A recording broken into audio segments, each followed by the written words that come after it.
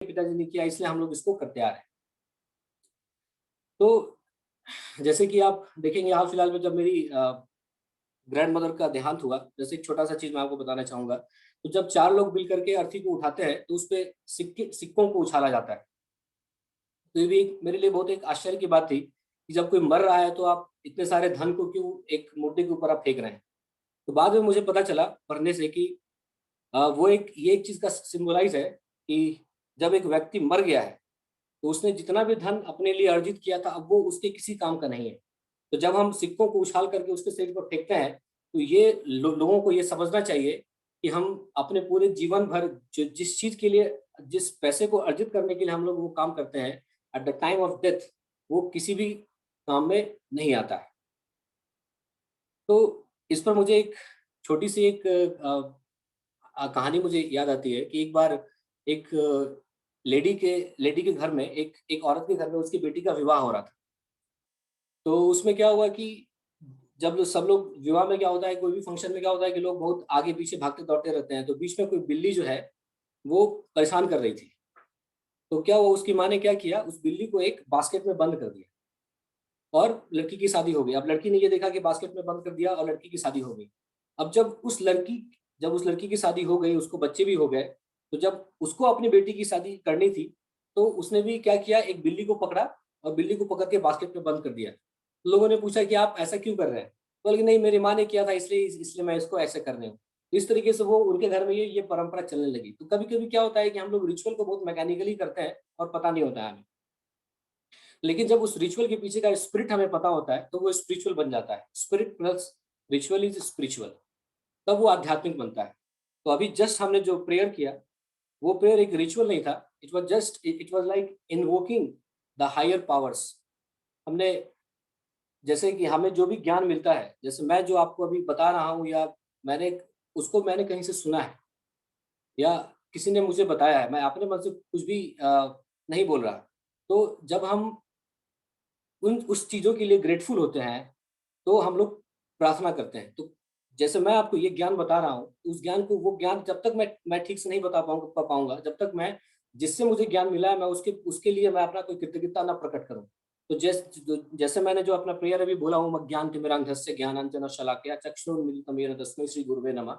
तो मैंने अपने गुरुदेव को नमस्कार किया कि गुरुदेव बहुत बहुत धन्यवाद आपको, जो आपने मेरा इंटरनल आंखों को खोला ताकि मुझे ज्ञान प्राप्त मिला और मैं एक सत्गुण टाइप का लाइफ मैं अभी जी रहा हूँ।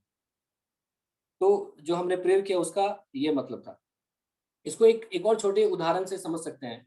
जैसे कि मैं, यदि आप लोगों से पूछूं, मैं आपसे एक छोटा सा चीज पूछना चाहता हूँ। मैं चाहता हूँ कि आप लोग उसमें कोई रिस्पॉन्ड करें। जैसे मैं आपसे पूछूं कि जैसे बनाना होता है, केला होता है, तो उसके अंदर उसका पल्प होता है और वो छिलका होता है। तो यदि मैं बोलूँ कि बनाना इंपॉर्टेंट है या छिलका इंपॉर्टेंट है, तो आप मुझे क्या उत्तर देंगे? मैं किसी से ये सुनना चाहूंगा। जैसे आप लोग कोई भी अपना हैंड को रेज कर सकते हैं जूम प्लेटफॉर्म पे और बता सकते हैं कि इस दोनों में से क्या इंपॉर्टेंट होगा। पहले छिलका। छिलका इंपॉर्टेंट होगा। और यस, ठीक है, क्योंकि तो उसको प्रोटेक्ट आप, करने के लिए। और उसके अंदर का पल्प का कोई इंपॉर्टेंस नहीं है। प्रोटेक्शन नहीं, हाँ इम्पोर्टेंस है बट प्रोटेक्शन जरूरी है पहले। हाँ, तो यही होता है, बनाना का छिलका भी इंपॉर्टेंट है और बनाना का पल्प भी इंपॉर्टेंट है। दोनों जब साथ में रहता है तब बनाना का सही इंपॉर्टेंस समझ में आता है। उसी प्रकार जो हमारे लाइफ में जो भी रिचुअल्स होते हैं वो इतने साइंटिफिक रूप से हमारे ऋषि मुनि द्वारा बनाए गए हैं कि वो भी इंपॉर्टेंट है, लेकिन जब उसके पीछे का हम लोग स्पिरिट समझते हैं तब वो ज्यादा मीनिंगफुल होता है।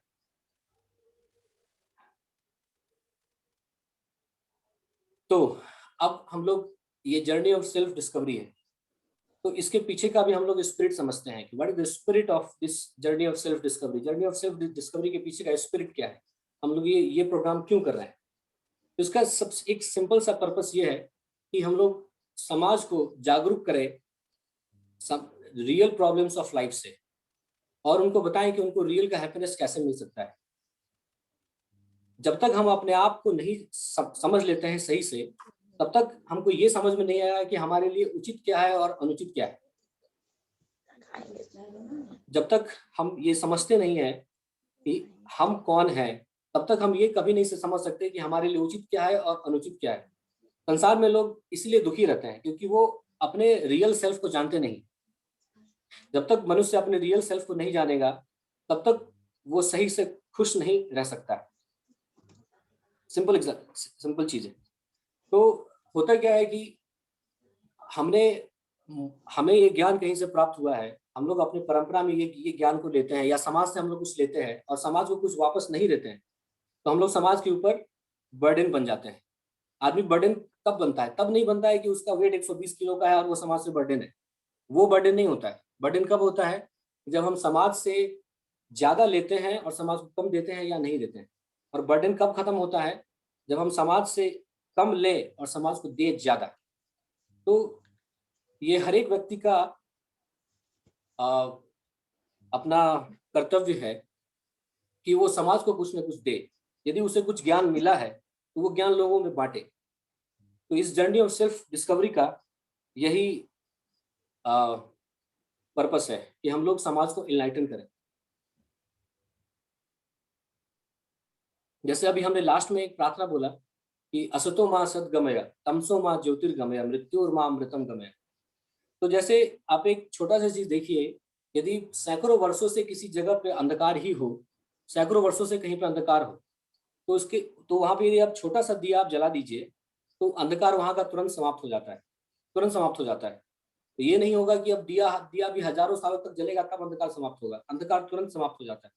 उसी प्रकार यदि हमारे अंदर कोई कुछ इग्नोरेंस है या हमारे अंदर हम कुछ जानते नहीं है, लेकिन हम नॉलेज रूपी यदि हमें ज्ञान प्राप्त हो जाता है तो तुरंत ही वो इग्नोरेंस खत्म हो जाता है। तो ऐसा हमारे गुरुजन लोग कहते हैं कि हमारे दुख का कारण है इग्नोरेंस, मतलब चीजों को सही रूप से नहीं जानना। और सबसे बड़ा इग्नोरेंस ये है कि अपने आप को नहीं जानना कि हम आखिर है कौन। हम बस जैसे कि एक फरारी गाड़ी में बैठ करके बहुत तेजी से जाते जा रहे हैं और हमें अपना डेस्टिनेशन नहीं मालूम है। आजकल का लाइफ बस बस वही रह गया है। हम लोग बहुत तेजी से भागे जा रहे हैं, भागे जा रहे हैं, भागे जा रहे हैं। रोक करके किसी से पूछिए कहाँ जा रहे हैं तो लोगों को पता चलेगा कि पता नहीं हम कहाँ जा रहे हैं। अल्टीमेटली हम अपने लाइफ में यही देखते हैं कि जब व्यक्ति छोटा होता है तो उसकी माँ पिताजी उसको बहुत लालन लालन पालन से उसका बहुत भरण पोषण करते हैं। वो थोड़ा बड़ा होता है तो उसके लिए उसको स्कूल में भेजते हैं, फिर 10th में जाता है, 12 में जाता है, फिर कॉलेज में जाता है, फिर उसका कैंपस होता है या किसी नौकरी में जाता है, फिर शादी होती है, फिर उसके बच्चे होते हैं। फिर उसके बाद जैसे उसके बाद उसका सेम साइकिल रिपीट होता है। तो क्या मतलब लाइफ यही है या इससे कुछ हटके? तो तो ये जर्नी ऑफ सेल्फ डिस्कवरी एक प्रकार से ज्ञान यज्ञ है। हम आपको छोटा सा एक बताएंगे कि पहले हम आपसे एक चीज पूछना पूछना चाहते हैं कि कोई कोई हमें बताएगा कि यज्ञ क्या होता है। जैसे मैं बोल रहा हूँ यज्ञ, तो आपके मन में क्या आ रहा है? यज्ञ यज्ञ क्या होता है?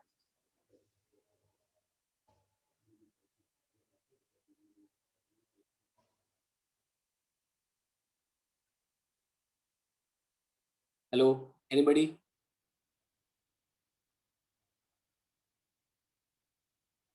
ठीक है। जब हम यज्ञ जब हम यज्ञ जब हम यज्ञ बोलते हैं तो नॉर्मली लोगों के माइंड में आता है कि कुछ अग्नि है या हवन कुंड है, उसमें आहुतियां। किसी ने हवन बोला है तो सही आंसर है। अनुज अनु अंजू ने हवन बोला। तो जब भी हम लोग यज्ञ यज्ञ बोलते हैं तो हमारे दिमाग में यही आता है कि हवन होगा, उसमें हम लोग कुछ आहुतियां डालेंगे, फिर कुछ मंत्र होगा, ओम स्वाहा ऐसा करके। तो यज्ञ को यदि आप साइंटिफिकली आप देखिएगा तो यज्ञ में होता है, उसमें एक अरणी होता है जैसे हम लोग आग जलाते हैं। जो ट्रेडिशनल जो यज्ञ होता है उसमें लोग माचिस मार करके आग नहीं जलाते, बल्कि हम उसमें दो अरणी होता है। एक प्रकार का लकड़ी होता है जिसको हम लोग एक दूसरे पर रगड़ करके अग्नि को प्रकट करते हैं। फिर उसको उसको हवन कुंड में डालते हैं और भी उसमें लकड़ी डालते हैं, फिर मंत्र होता है और उसमें हम लोग कुछ ऑफरिंग देते हैं। उसी प्रकार से ये हमारा एक ज्ञान यज्ञ है और इसमें यजमान आप लोग हैं।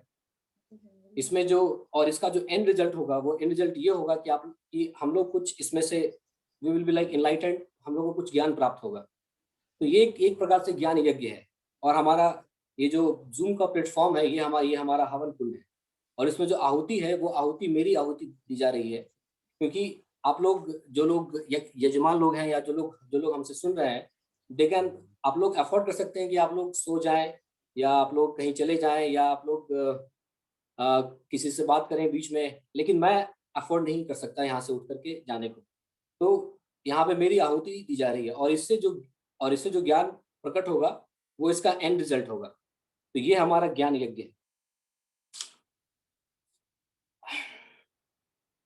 तो ये जर्नी ऑफ सेल्फ डिस्कवरी,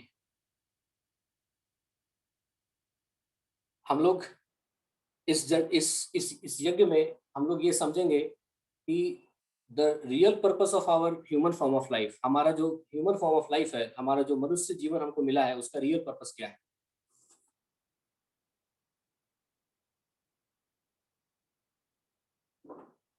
एक नीति शास्त्र में ये एक श्लोक आता है, मुझे याद आ रहा है कि आहार निद्रा भय मैथुनम च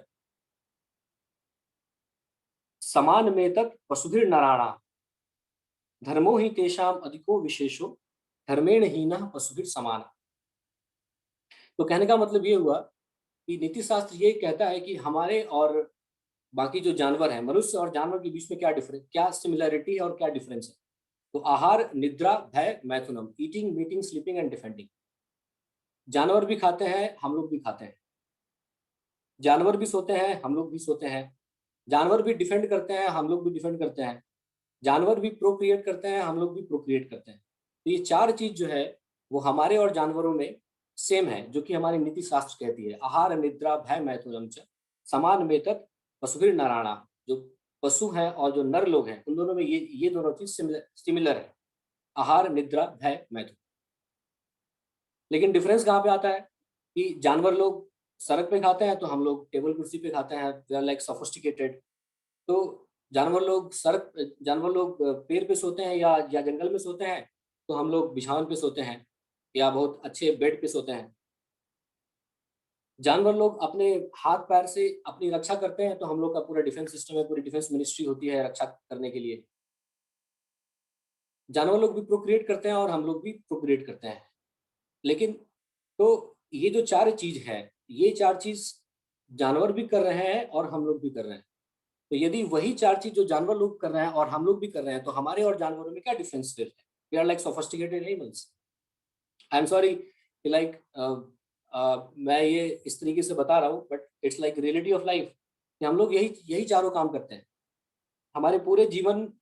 यदि हम लोग अपने पूरे जीवन पे एक नजर डालें, तो इन्हीं चार चीजों को हम लोग बेटर करने के लिए हम लोग सारा कार्य करते हैं। हम लोग बड़ा पैकेज पे काम करते हैं ताकि हमारा eating meeting sleeping and defending बहुत सोफिस्टिकेटेड तरीके से हो सके। तो हमारी नीति शास्त्र कहती है कि धर्मो ही तेषाम अधिको विशेषो धर्मेण हीना पशुभिः समाना। तो हमारे और जानवरों के बीच में क्या डिफरेंस है। तो वो डिफरेंस होता है हायर इंटेलिजेंस का, धर्म का। हमें हमारे अंदर जो विवेक बुद्धि है, वो जानवरों के अंदर में नहीं होती है। जैसे ये जर्नी ऑफ सेल्फ डिस्कवरी है, मैं बाहर में जंगल में किसी जू में जाकर के किसी जानवरों को तो दूंगा नहीं, मैं किसी मनुष्य को ही दूंगा। तो ये चीज मनुष्य ही समझ सकते हैं, जानवर नहीं समझ सकते, ये डिफरेंस है। तो यदि हम लोग इस चीज की ओर अग्रसर होते हैं, इस चीज को समझने का प्रयास करते हैं, तब in reality we are humans. ये जो हमारा ह्यूमन फॉर्म ऑफ लाइफ है, इट्स लाइक ये बहुत ही प्रेशियस है। अभी हम लोग जिस भी संसार के जिस भी कोने में हम लोग बैठे हों, तो हम लोग बस एक नज़र से हम लोग एक चीज़ देख सकते हैं कि जैसे मैं जिस कमरे में बैठा हूँ, उसके एक कोने में कितने सारे माइक्रो ऑर्गेनिजम्स होंगे। बहुत सारे कीड़े मकोड़े होंगे जिनको हम जिनकी जिनकी संख्या हम लोग गिन नहीं सकते हैं। लेकिन उस पूरे कमरे में मैं अकेला मनुष्य बैठा हूँ। उसी प्रकार इस प्रकार से हम लोग देख सकते हैं कि मनुष्य जो मनुष्य जीवन है वो कितना ही दुर्लभ है। बहुत ही कम जीवों को मनुष्य का रूप मिलता है। और मनुष्य का रूप मिल करके यदि हम लोग इस बात को नहीं समझते हैं कि हमारे और जानवरों के बीच में क्या डिफरेंस है, क्या अंतर है, जो कि हायर इंटेलिजेंस का है, जो कि धर्म का है, तो आई एम तो हमारे और पशु के बीच में ज़्यादा डिफरेंस नहीं रह जाता है। इसी बात पे मुझे एक कहानी याद आती है, एक अलेक्जेंडर का। जब अलेक्जेंडर बाकी आधी दुनिया को जीत करके सिंधु के किनारे आया था, तो उसने अपना कैंप एक नदी के किनारे लगाया था। तो वहां पे उसके कैंप में उस एक चोर को पता नहीं था कि अलेक्जेंडर द ग्रेट का कैंप है। तो वो उस कैंप में चोरी करने के लिए घुस गया। तो जब वो चोरी का माल लेकर के जा रहा था तो उसके सैनिकों ने उसको पकड़ लिया, पकड़ करके उसको अलेक्जेंडर के पास लेकर के आए। तो अलेक्जेंडर ने उसको तुरंत आदेश दिया कि इसका सर धड़ से अलग कर दिया जाए। तो उस चोर ने तुरंत जवाब दिया कि मुझ में और आप में क्या अंतर है। तो अलेक्जेंडर को शौक लगा कि ऐसा क्यों बोल रहा है, तो उसको उस चोर को उसने वापस बुलाया, पूछा कि तुम ऐसा क्यों बोल रहे हो। तो उसने उसने बोला कि मैं एक छोटा चोर हूँ जो कि किसी की प्राइवेट प्रॉपर्टी में रात को घुस करके मैं कुछ सामान चोरी करके चला जाता हूँ, लेकिन आप तो मुझसे भी बड़े चोर हैं, किसी प्राइवेट कंट्री में जा करके दिन, वो भी दिन के टाइम में जा करके वहां का आप सार प्रॉपर्टी को आप चुरा लेते हैं।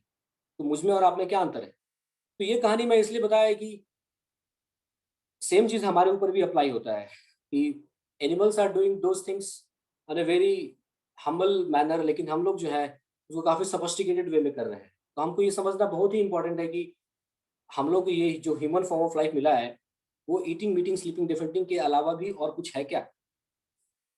तो मैं ऐसा क्यों बोल रहा हूँ कि ईटिंग मीटिंग स्लीपिंग डिफेंडिंग के अलावा भी हमारा कुछ और लाइफ है क्या।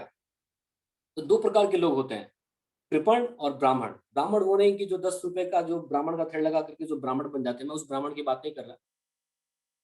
मैं इसको एक एग्जाम्पल से मैं आपको समझाने का प्रयास करता हूँ। जैसे मान लीजिए आप किसी व्यक्ति को आप देखते हैं जो कि करोड़पति है और वो सड़क पे जाकर के रोटी का भीख मांग रहा है, तो अब उसको दूर से क्या बोलेंगे, अरे इसके पास करोड़ों की संपत्ति है लेकिन फिर भी ये इस तरीके से भीख मांग रहा है, ऐसा क्यों वो कर रहा है।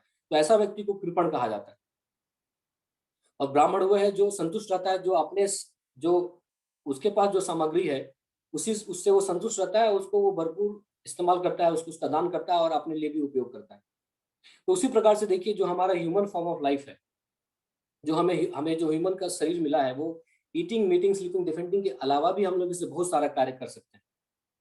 यदि हम लोग इस प्रकार का कार्य ना करें उससे ईटिंग इन चारों चीजों के अलावा, तो हम कृपण ही रहेंगे, ब्राह्मण नहीं। तो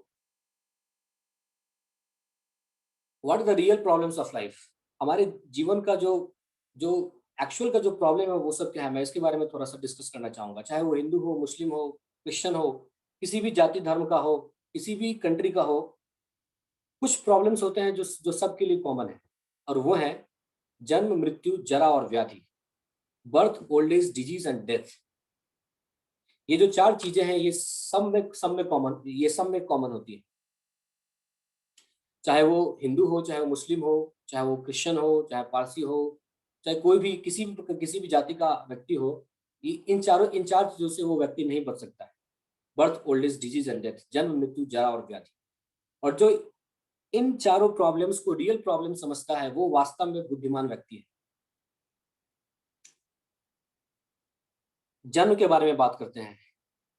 अब सभी सभी को पता होगा कि बच्चा 9 महीने तक माँ के गर्भ में रहता है, मतलब सिकुड़ा हुआ रहता है वो।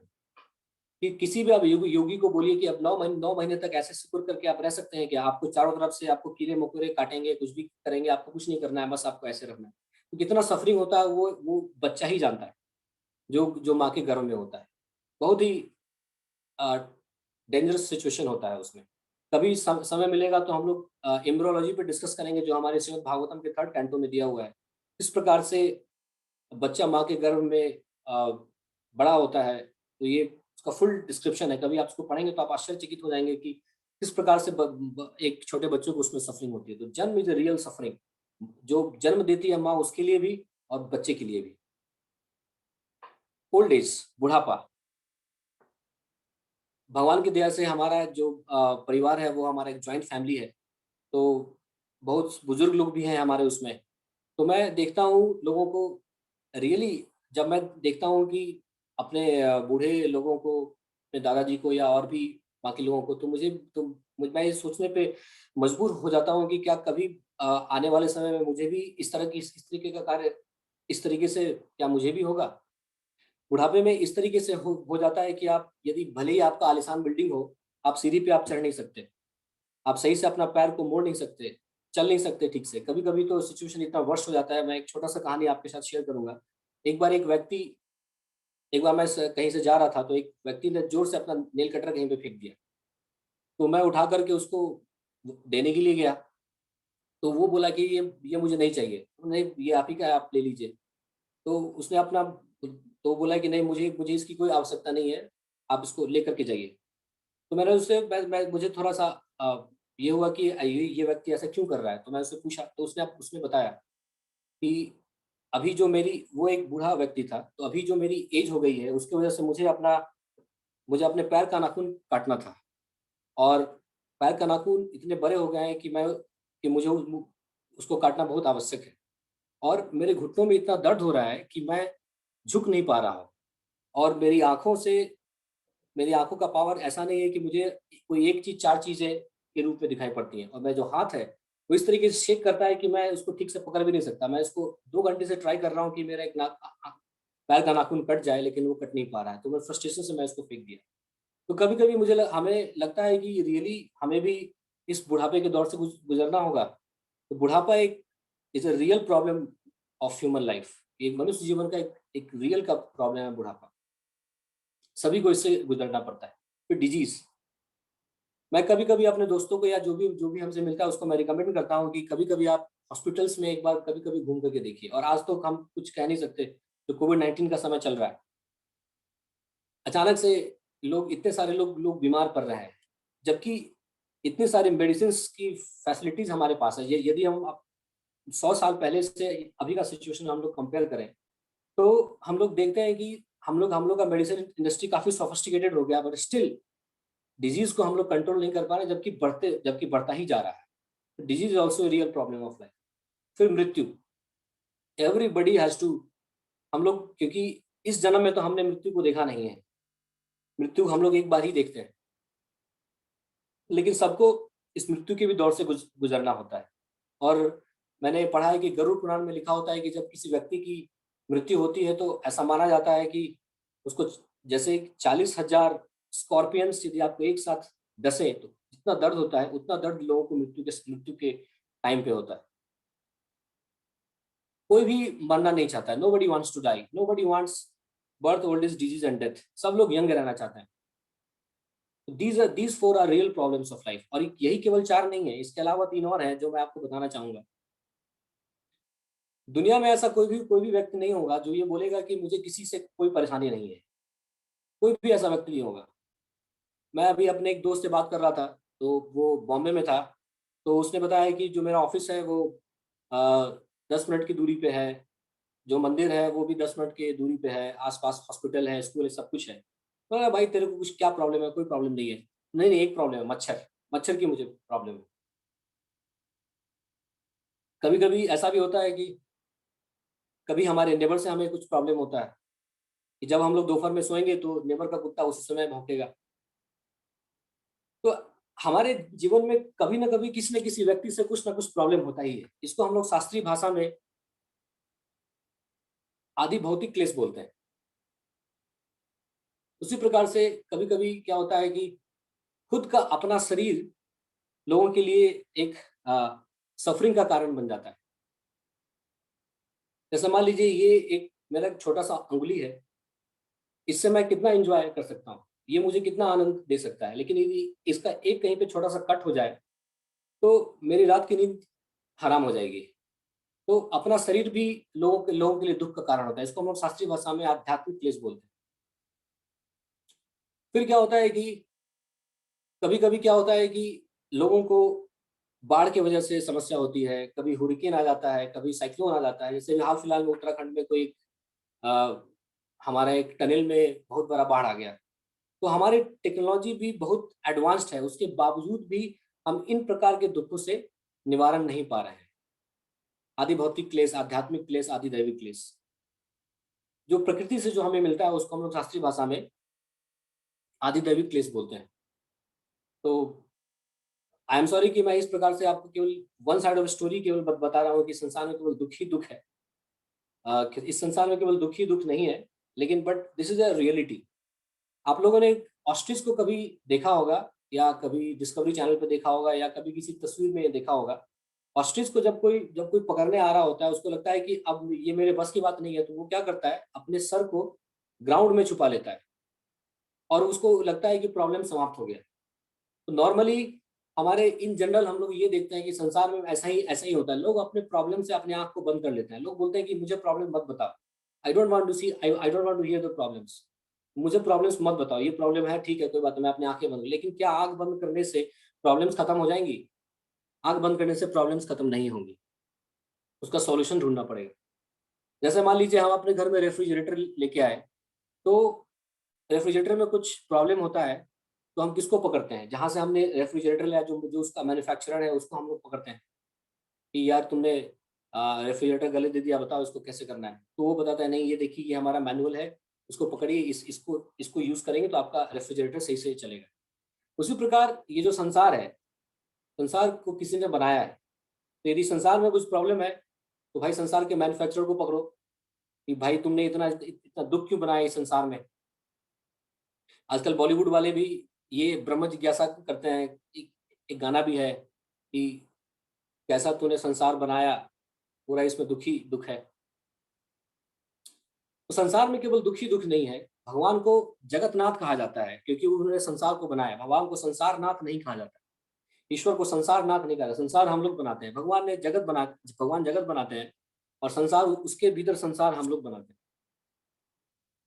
जब तक हम लोग ये सोचते रहेंगे कि जो हैप्पीनेस है, जो खुशी है, वो थिंग्स से मिलेगी, वो चीजों से मिलेगी, तब तक हमको दुख प्राप्त होता रहता है। Happiness can not be bought by things. यदि आप लोग, हम लोग इस सेशन से, इस ज्ञान यज्ञ से केवल ये एक गोल्डन स्टेटमेंट सीख करके जाएं, तो आज का सेशन हमारे लिए सक्सेसफुल है कि ये जो प्रसन्नता है वो चीजों से नहीं मिल सकती है। जैसे हम लोगों ने बात किया eating, meeting, sleeping and defending, आहार, निद्रा, भय, मैथुनम, च, ये चार चीज हमारे और जानवरों के बीच में कॉमन है। तो हम लोग चीजों चीजों को किस चीज के लिए एक्यूमुलेट करते हैं, किस चीज के लिए बड़ा मैंशन बनाते हैं, किस चीज के लिए अपने घरों को सजाते हैं? इन्हीं चार चीजों को ठीक करने के लिए। वो तो जानवर भी कर रहे हैं और वो कभी कभी हमसे ज्यादा बेटर तरीके से करते हैं और ज्यादा प्रसन्न रहते हैं।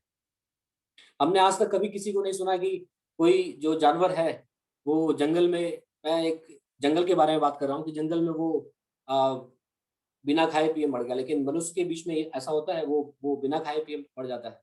हाथी इतना बड़ा जानवर है, उसको कभी खाने की दिक्कत नहीं होती है। वो तो कम से कम समझिए कि 1000 लोगों के बराबर खाना खा सकता है, लेकिन कभी उसको खाने की दिक्कत नहीं होती। तो कभी कभी ये देखिए कि eating, meeting, sleeping and defending भी कभी कभी जानवर लोग हमसे बेटर करते हैं, और उनके लिए ज्यादा बेटर फैसिलिटीज होती है। आजकल ऑर्गेनिक्स का बहुत डिमांड है कि हम लोग ऑर्गेनिक खाते हैं, ऑर्गेनिक खाते हैं, नेचर की तरफ जाते हैं। तो हमसे तो बेटर ऑर्गेनिक हमारा जानवर लोग खा रहे हैं। They are eating full and pure organic materials. तो ये चीज हमें बहुत अच्छे से समझना होगा कि जो प्रसन्नता है, हैप्पीनेस है, खुशी है, आनंद है, वो हम लोग चीजों से नहीं खरीद सकते। जितने हम लोग चीजों पे डिपेंडेंट होंगे, उतना हम लोग मिजरेबल होंगे। तो लोग कभी कभी लोग ये कहते हैं कि ठीक है चीजों से प्रसन्न नहीं होंगे, तो हम लोग रिलेशनशिप से हम लोग प्रसन्न रहेंगे। जितना जितना ज्यादा हमारे साथ रिलेशनशिप्स रहेंगे अलग अलग प्रकार के, उतने उतना ज्यादा हम लोग प्रसन्न रहेंगे। लेकिन रिलेशनशिप्स में भी एक्सपेक्टेशंस आ जाते हैं। लोग अलग अलग प्रकार के एक्सपेक्टेशन करते हैं। एक माँ का अपने बेटे से अलग एक्सपेक्टेशन होता है, एक बेटा का अपनी माँ के प्रति अलग एक्सपेक्टेशन होता है, एक हस्बैंड का अपने वाइफ के लिए अलग एक्सपेक्टेशन होता है, और वाइस वर्सा अलग अलग प्रकार के एक्सपेक्टेशंस होते हैं। तो हैप्पीनेस का एक सिंपल फॉर्मूला है कि अपने सेल्फ को समझिए, अपने अपने अपने अंदर में झांकिए, और वास्तव में रिलेशनशिप्स में हैप्पीनेस है, बट उसको हम लोग एक सही नजरिए से उसको देखना होता है, अपने आप को एक सही नजरिए में उसको उसको ढालना होता है।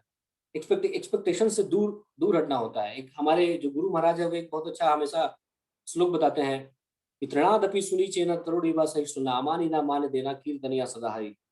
मतलब आप दूसरे लोगों को हमेशा सम्मान देना सीखिए, बदले में सम्मान की इच्छा मत कीजिए। भगवान भी गीता में ये बोलते हैं कि कर्मण्यवाधिकार अस्ते माँ फलेषु कदाचन, माँ कर्म फल हेतुर्भूते संगो सत्व कर्मणि। आप, आपका अधिकार केवल कर्म में है, आपको केवल कर्म करना है, कार्य करना है, फल की इच्छा नहीं करना है। तो फल की इच्छा नहीं करना इसका मतलब ये नहीं कि हम पता नहीं करेंगे कि जो हम कार्य करने जा रहे हैं उसका एंड रिजल्ट क्या है। एंड रिजल्ट हमें पता होना चाहिए। वी हैव टू, हम लोग को अपना बेस्ट एफर्ट देना चाहिए, लेकिन बेस्ट एफर्ट देने के बाद फल आए या ना आए इसकी कोई चिंता नहीं करनी चाहिए। तो जैसा मैं कह रहा था कि हम इस संसार में रह रहे हैं, और संसार में हमको लगता है कि दुख है, क्योंकि भगवान स्वयं गीता में कहते हैं दुखालयम अशाश्वतम, इस संसार में तो दुख ही दुख है। तो इस संसार का जो मैन्युफैक्चरर है, हम उसको पकड़ेंगे कि भाई तुमने इतना गड़बड़ इसको क्यों बनाया है। तो भगवान जगन्नाथ ने या जगत के नाथ ने इस संसार को या इस जगत को दुखों से दुख भरा नहीं बनाया। तो हम समस्या ये है कि उसने इस सिस्टम को तो बना दिया है और साथ में उसने एक मैनुअल भी दिया है कि इस मैनुअल को फॉलो करो, then you will be happy. तो हम लोग उस मैनुअल को फॉलो नहीं करते हैं, हम लोग अपने मन की करते हैं, इसलिए हम लोग अप्रसन्न रहते हैं, हम लोग को खुशी नहीं मिलती है। क्योंकि जो पूरा जगत का जो अपर्चर है, जगत का जो पूरा ढांचा है, उसको कैसे यूज करना है, इसका एक मैनुअल है। जीसस क्राइस्ट ने एक बहुत बहुत ही अच्छी बात कही थी बाइबल में कि we have to be in this world but not of this world. हम लोग इस संसार में रहना है लेकिन इस संसार का नहीं रहना है। तो इस संसार में रहना है और संसार का नहीं रहना है, ये तो काफी अपने आप में एक पैराडॉक्स है। हम लोग किस प्रकार से रह सकते हैं संसार में और संसार के नहीं रह सकते हैं। तो हमको इस संसार का जो मैनुअल है, जो इस संसार का जो मैनुअल है उसको हमको ढूंढना होगा, और इस संसार का मैनुअल है भगवत गीता। तो हम लोग किस प्रकार से इस संसार में रह सकते हैं और संसार के नहीं हो सकते हैं, ये हम लोग भगवत गीता से हम लोग समझ सकते हैं। तो आने वाले सेशंस में हम लोग बहुत ही सिस्टमैटिकली भगवत गीता को हम लोग समझेंगे, वर्ष नंबर 1 से पूरा 700 वर्सेस तक, और भगवत गीता के प्रिंसिपल्स को अपनी लाइफ में अप्लाई करेंगे और जानेंगे कि किस प्रकार से हमको इस संसार में, हम लोग इस जगत में हम लोग रह सकते हैं। जब तक हम लोग इस पूरे संसार के मैनुअल को नहीं समझेंगे, किस प्रकार से हमको यहाँ पे रहना है, तब तक हम लोग प्रसन्न नहीं रह सकते हैं। तो अ,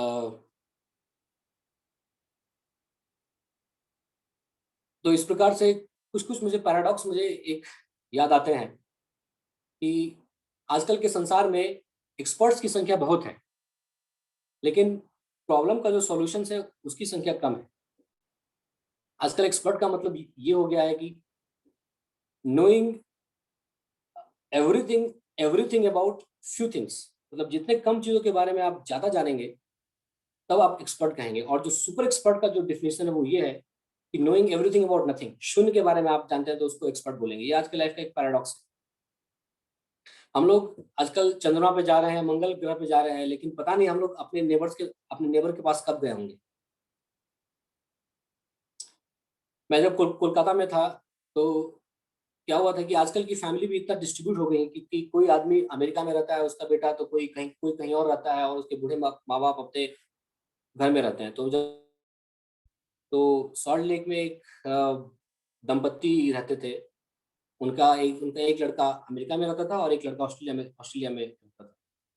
तो अचानक से उनके यहाँ कुछ अखबार वाले अखबार वगैरह दे करके जाते थे। तो कुछ लोगों ने देखा कि 3 दिनों से वहाँ पे अखबार पड़ा है और वो अखबार लेकर के नहीं जा रहे हैं।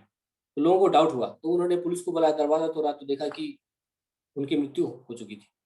तो आजकल का सिचुएशन ऐसा हो गया है कि हम लोग मंगल ग्रह पे जा रहे हैं। आजकल नासा ने हाल फिलहाल में वो मंगल ग्रह पे गया है। हम लोग मंगल पे जा रहे हैं, चंद्रमा पे जा रहे हैं, लेकिन अपने नेबर के पास जाने का हमारे पास समय नहीं। तो ये आजकल के लाइफ का पैराडॉक्स है। तो कैसे हम लोग हैप्पीनेस रह सकते हैं? हैप्पीनेस होता है इन गिविंग वी रिसीव। हम लोग जितना ज्यादा देंगे उतना ज्यादा हम लोग रिसीव करेंगे। हम लोग आजकल का जो कल्चर है वो बस गिव गिव गिव, बस हम लोग केवल लेते रहते हैं। Just take, we don't want to give. The day जब जिस दिन हम लोग अपने नेचर को देने वाला बनाएंगे, उस दिन से हम लोग की एक नई नई जर्नी प्रारंभ होगी। और जिस दिन हम ये समझ लेंगे कि the real problem of life birth, old age, disease, death है, उस दिन हम लोग देन लाइक उस दिन हम लोग कहेंगे कि या हाँ, हम लोग अब बुद्धिमान हो गए। भगवत गीता में भी ये एक जगह कहा गया है कि जो व्यक्ति ये समझ लेता है कि जो संसार की जो रियल समस्या है वो जन्म, मृत्यु, जरा, व्याधि है, तब वो व्यक्ति को बुद्धिमान कहा जाता है।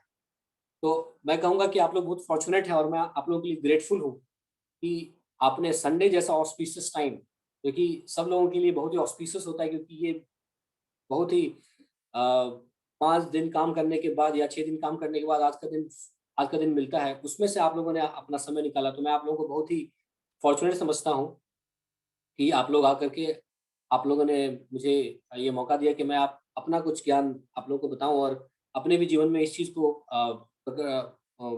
उतारूं।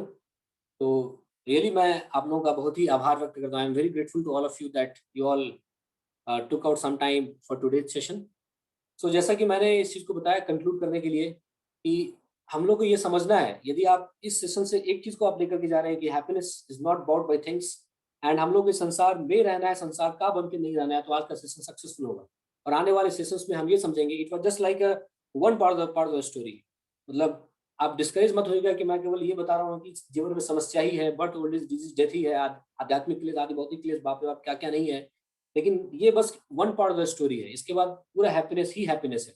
यदि हम लोग जब तक हम लोग रियल प्रॉब्लम को समझेंगे नहीं, तब तक हम लोग कैसे समझेंगे कि इसको हटाना है, इसको मिटिगेट करना है। जब आप किसी डॉक्टर के पास में जाते हैं, तो डॉक्टर आपको बताएगा कि आपके अंदर ये बीमारी है, आपके अंदर ये बीमारी है, आपके अंदर ये बीमारी है। तो उस समय डिस्करेज नहीं होना होता है। उस समय फिर डॉक्टर आपको दवाई बताता है कि ये आप ये दवाई लीजिए तो आपका ये सारा प्रॉब्लम आपका खत्म हो जाएगा। तो उसी प्रकार से जब हम लोग ऐसे इंफ्रास्ट्रक्चर में आते हैं, इस प्रकार के माहौल में आते हैं, तो हम लोग को पता चलता है कि हमारा रियल प्रॉब्लम ऑफ लाइफ क्या है। ज्ञान तिमिर अंधस्य, क्या होता है कि हम लोग का आंतरिक चक्षु खुल जाता है। अब रियल प्रॉब्लम ऑफ लाइफ हमको समझ में आता है कि birth, old age, disease and death, ये हमारे रियल प्रॉब्लम ऑफ लाइफ है। इसको हम लोग कैसे मिटिगेट कर सकते हैं? उसको मिटिगेट करने का बस एक ही तरीका है कि हम लोग संसार के मैनुअल को फॉलो करें, और वो है भगवत गीता। तो आने वाले सेशंस में हम लोग भगवत गीता के ऊपर चर्चा करेंगे, और उसमें से हम लोग प्रिंसिपल्स को अपने जीवन में उतारेंगे और देखेंगे कि किस प्रकार से हम लोग इस संसार में रहे लेकिन संसार के नहीं रहे। तो बहुत बहुत धन्यवाद। हरे कृष्णा। यदि किन्हीं का कुछ प्रश्न है तो वो मुझसे पूछ सकते हैं, नहीं तो हम लोग यहाँ पे एंड करेंगे।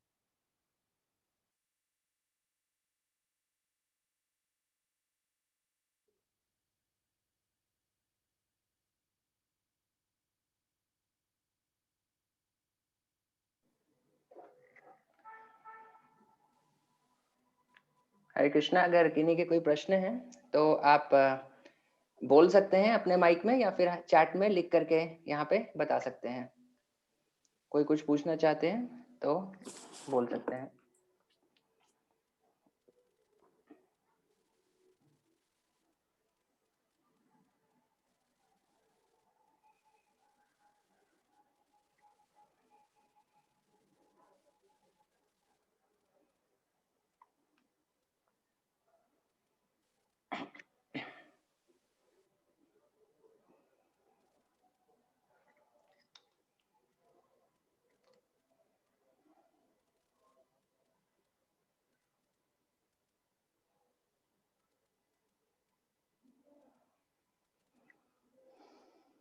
आई थिंक सबको सब कुछ, या तो सबको सब कुछ समझ में आ गया, नहीं तो किसी को कुछ समझ में नहीं आया।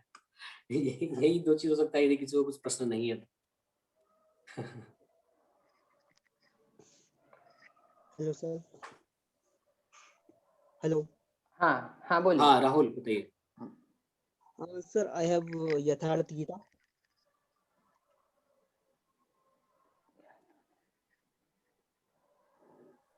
आपकी आवाज नहीं आ रही क्लियरली। हाँ यथारूप। यथार्थ गीता अच्छा Shrimad Bhagavad Gita. Sir but I don't know कि हाउ टू स्टार्ट इट। कोई नहीं, आप टच में रहिए हमारे से। हम लोग अभी एक व्हाट्सएप ग्रुप क्रिएट करेंगे, और हम लोग यस। नेक्स्ट सेशन से भगवद गीता पे ही चर्चा चालू करेंगे। तो हम लोग एक सिस्टमेटिकली भगवद गीता को पढ़ेंगे उसमें। Okay sir.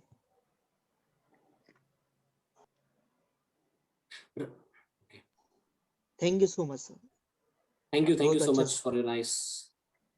आपने अपना समय निकाला, बहुत बहुत धन्यवाद आपको। आगे भी आप नो टच में सर, रहिए। Most welcome. तो मैं अपना नंबर यहाँ पे दे रहा हूँ, आप लोग मेरे इस नंबर पे व्हाट्सएप भी कर सकते हैं यदि आपको कोई प्रश्न है तो, कभी भी कुछ भी प्रश्न है तो।